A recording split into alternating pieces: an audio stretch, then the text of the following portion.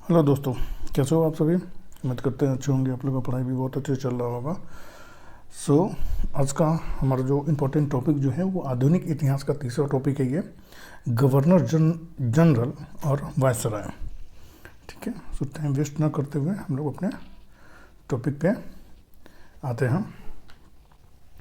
First question है, बंगाल का प्रसिद्ध कोसुजुरा घटना 1779 ईस्वी में किसके शासनकाल में हुई थी? तो ये वारेन हेस्टिंग्स के शासनकाल में हुई थी।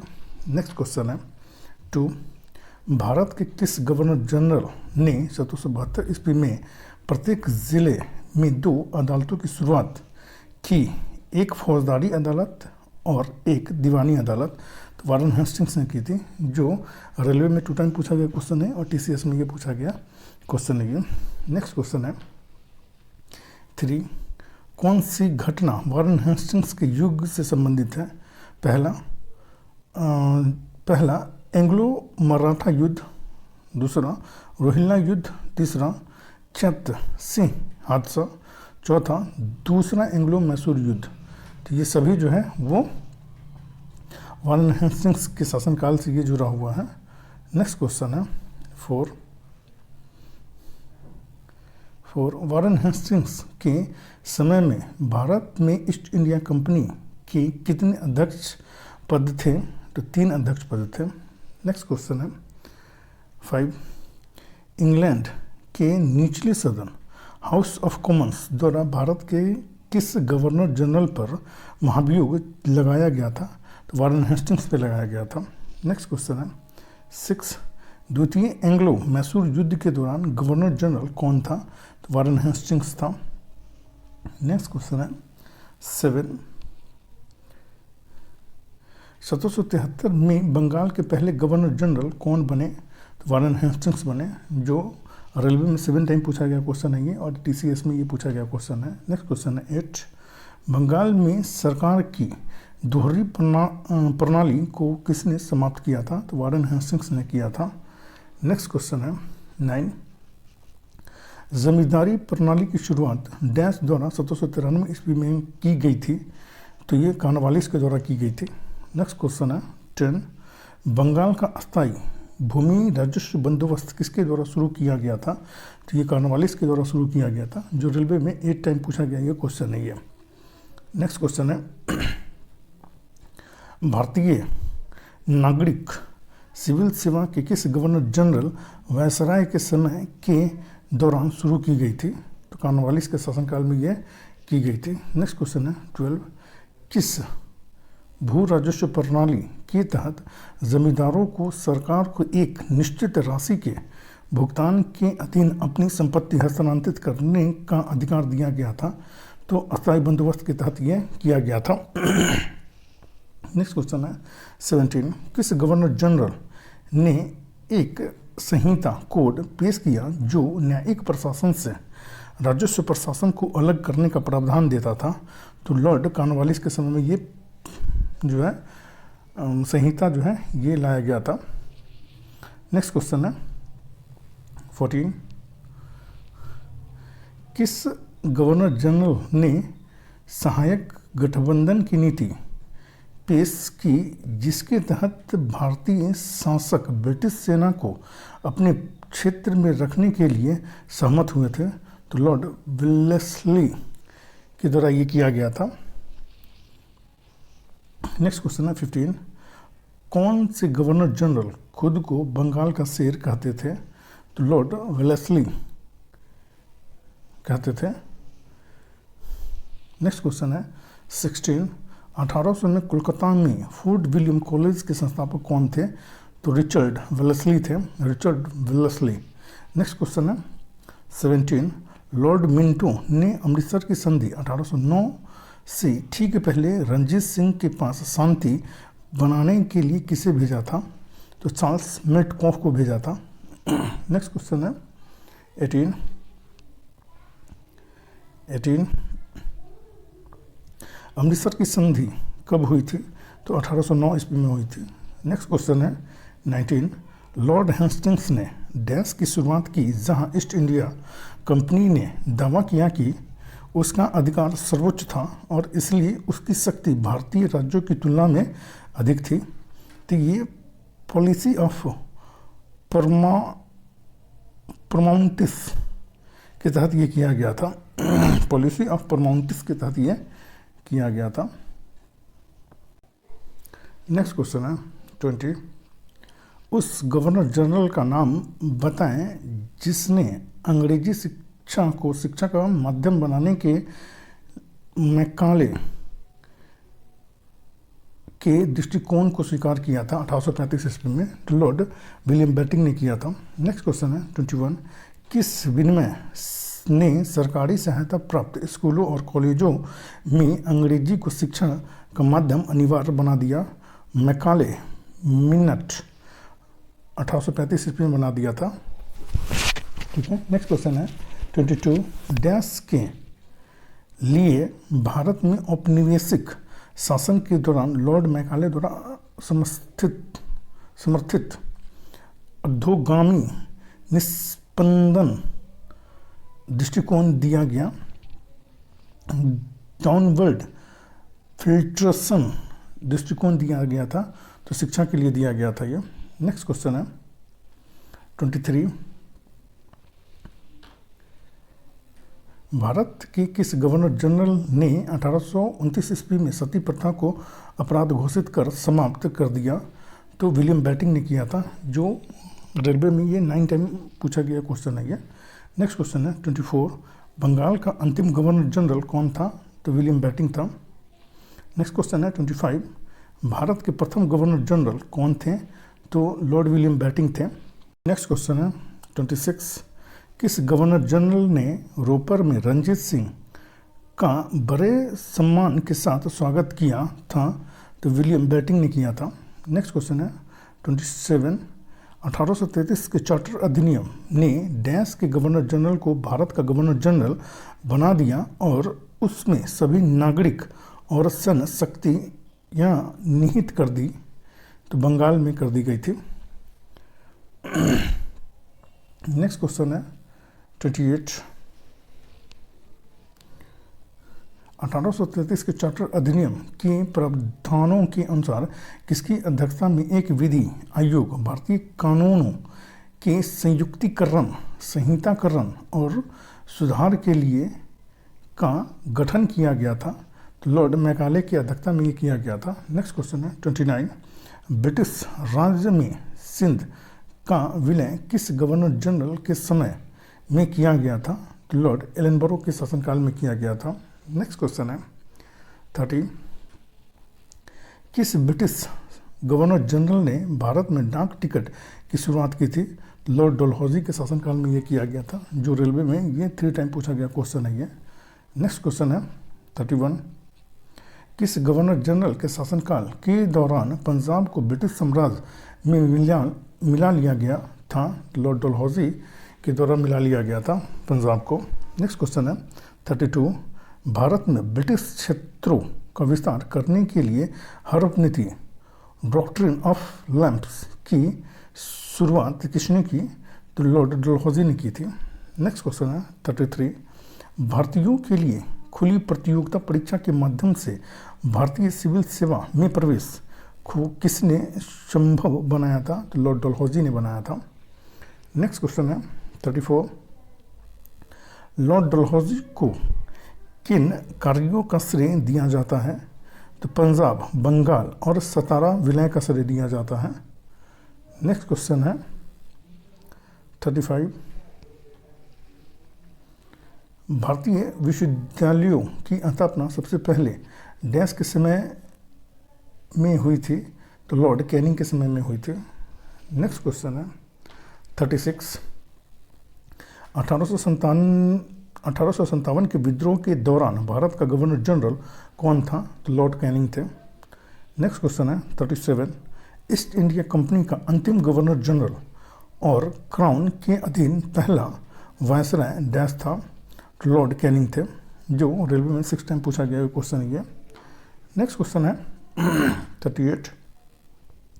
भारत में बजट प्रणाली वायसराय डैश के कार्यकाल के दौरान शुरू की गई थी? तो कैनिंग के शासनकाल में ये शुरू की गई थी 1860 ईस्वी में। नेक्स्ट क्वेश्चन है 39, किस गवर्नर जनरल ने निर्णय लिया कि बहादुर शाह जफर अंतिम मुगल राजा होंगे और उनकी मृत्यु के बाद किसी भी वंशज को राजा के रूप में मान्यता नहीं दी जाएगी? तो कैनिंग ने यह डिसीजन लिया था। नेक्स्ट क्वेश्चन है 40, लॉर्ड कैनिंग 1 नवंबर 1858 ईस्वी को द्वारा कंपनी से क्राउन में सरकार के स्थानांतरण की घोषणा डैश में की गई थी? तो इलाहाबाद में ये की गई थी। नेक्स्ट क्वेश्चन है 41, भारत में गवर्नर जनरल को पहली बार वायसराय की उपाधि कब दी गई थी? तो 1858 ईस्वी में दी गई थी। नेक्स्ट क्वेश्चन है 42, किसके वायसराय काल के दौरान 3 मुख्य शहरों कलकत्ता, मद्रास और बम्बे में उच्च न्यायालय अस्तित्व में आए थे? तो जॉन लॉरेंस के शासनकाल में आया था। नेक्स्ट क्वेश्चन है 43, सर जॉन लॉरेंस ने किस वर्ष में शिमला को ब्रिटिश साम्राज्य की ग्रीष्मकालीन राजधानी घोषित किया था? तो 1864 ईस्वी में किया था। नेक्स्ट क्वेश्चन है 44, डैश एकमात्र वायसराय था जिसकी भारत में हत्या हुई थी? तो लॉर्ड मेयो की जो है वो भारत में हत्या हो गई थी। नेक्स्ट क्वेश्चन है 45, 1872 में भारत के वायसराय लॉर्ड मेयो की डैश में हत्या कर दी गई थी? तो पोर्ट ब्लेयर में हत्या कर दी गई थी। नेक्स्ट क्वेश्चन है 46, भारत का कौन सा गवर्नर जनरल ओवेन मेरेडिथ के नाम से कविता लिखता था? तो लॉर्ड लिटन लिखता था। नेक्स्ट क्वेश्चन है 47, किन घटनाओं को वायसराय लॉर्ड लिटन के समय का माना जाता है? तो पहला अफगान युद्ध, दूसरा आर्म्स एक्ट, और ये चौथा जो है वो प्रेस एक्ट को जो है वो लॉर्ड लिटन के शासनकाल का ये माना जाता है। ये घटना जो है लॉर्ड लिटन के शासनकाल में हुआ था। नेक्स्ट क्वेश्चन है 48, भारत में किस गवर्नर जनरल को स्थानीय स्वशासन का जनक कहा जाता है? तो लॉर्ड रिपन को कहा जाता है। नेक्स्ट क्वेश्चन है 49, 1880 में भारत के वायसराय के रूप में किसे नियुक्त किया गया था? तो लॉर्ड रिपन को किया गया था नियुक्त। नेक्स्ट क्वेश्चन है 50, एल्बर्ट बिल एक विवादास्पद विधेयक है जिसे 1883 ईस्वी में ब्रिटिश वायसराय डैश द्वारा प्रस्तावित किया गया था? तो लॉर्ड रिपन के द्वारा ये प्रस्तावित किया गया था, जो रेलवे में 4 टाइम पूछा गया क्वेश्चन है ये, और ये TCS में ये पूछा गया क्वेश्चन है। नेक्स्ट क्वेश्चन है 51, प्रथम कारखाना अधिनियम 1881 को लागू करने का श्रेय किसे जाता है जिसमें बच्चों के रोजगार को विनियमित करने के प्रावधान थे? तो ये लॉर्ड रिपन के शासनकाल में ये कारखाना अधिनियम जो है वो लाया गया था। नेक्स्ट क्वेश्चन है 52, लॉर्ड रिपन द्वारा शिक्षा सुधार के लिए हंटर आयोग की नियुक्ति किस वर्ष की गई थी? तो ये 1882 ईस्वी में की गई थी। नेक्स्ट क्वेश्चन है 53, भारतीय राष्ट्रीय कांग्रेस का गठन गवर्नर जनरल डैश के कार्यकाल के दौरान हुआ था? तो लॉर्ड डफरिन के शासनकाल में ये हुआ था। नेक्स्ट क्वेश्चन है 54, भारतीय विश्वविद्यालय अधिनियम 1904 डैश के शासनकाल में पारित किया गया था? तो लॉर्ड कर्जन के शासनकाल में ये पारित किया गया था, जो रेलवे में 4 टाइम पूछा गया क्वेश्चन है ये। नेक्स्ट क्वेश्चन है 55, 1905 में डैश द्वारा बंगाल प्रांत को 2 भागों में विभाजित किया गया था? तो लॉर्ड कर्जन के शासनकाल में किया गया था, जो रेलवे में 9 टाइम पूछा गया क्वेश्चन है, और TCS में ये पूछा गया क्वेश्चन है ये। नेक्स्ट क्वेश्चन है 56, लॉर्ड कर्जन द्वारा किया गया सबसे उपयोगी और उत्कृष्ट सुधार क्या माना जा सकता है, खासकर पंजाब के अविभाजित प्रांत में रहने वाले लोगों के संबंध में? तो कृषि सुधार माना जा सकता है। नेक्स्ट क्वेश्चन है 57, लॉर्ड कर्जन द्वारा परिकल्पित विक्टोरिया मेमोरियल डैश शहर के वास्तुशिल्प सर्वोत्कर्ष का प्रतिनिधित्व करता है। तो ये कोलकाता में ये बनाया गया था। नेक्स्ट क्वेश्चन है 58, लॉर्ड कर्जन के समय में क्या किया गया था? तो पहला जो है बंगाल विभाजन किया गया था, दूसरा भारतीय लोक सेवा मंडल का गठन किया गया था, और तीसरा जो है वो अकाल आयोग की स्थापना जो है लॉर्ड कर्जन के शासनकाल में किया गया था। नेक्स्ट क्वेश्चन है 59, उस प्रसिद्ध भारतीय चित्रकार का नाम बताएं जिसे भारत में ब्रिटिश वायसराय लॉर्ड कर्जन द्वारा कैसर हिंद स्वर्ण पदक से सम्मानित किया गया था। तो राजा रवि वर्मा को सम्मानित किया गया था। नेक्स्ट क्वेश्चन है 60, किस अधिनियम ने पहली बार कानून में भारतीयों को प्रतिनिधित्व दिया था? तो इंडियन काउंसिल एक्ट 1909 दिया था। नेक्स्ट क्वेश्चन है 61, 1909 में इंडियन काउंसिल एक्ट को लोकप्रिय रूप से डैश के नाम से जाना जाता था? तो मिंटो मार्ली सुधार के नाम से जाना जाता था।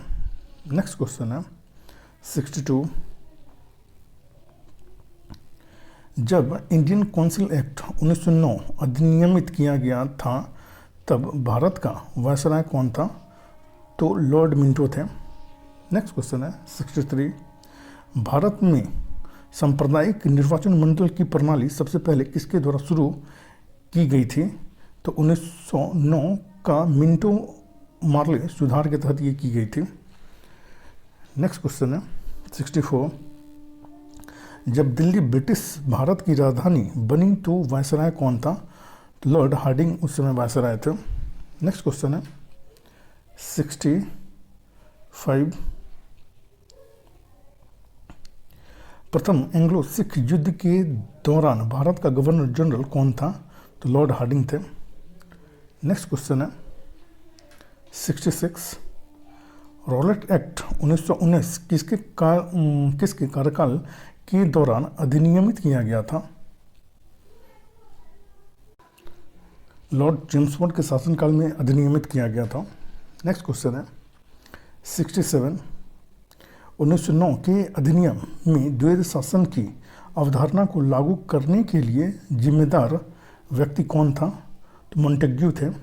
नेक्स्ट क्वेश्चन है 68, किस अधिनियम को मॉन्टेग्यू चेम्सफोर्ड सुधार के नाम से भी जाना जाता है?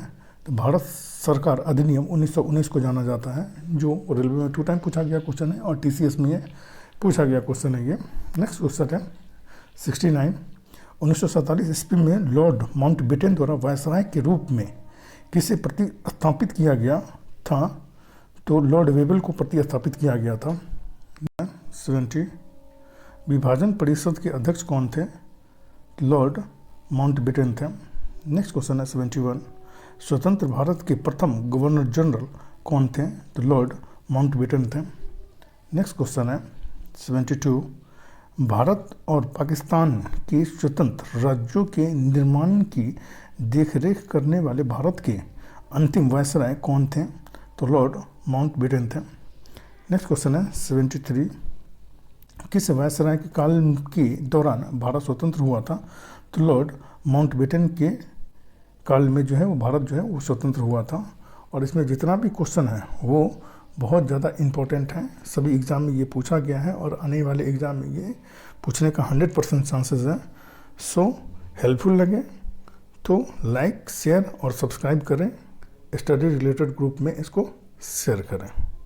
Thank you for watching.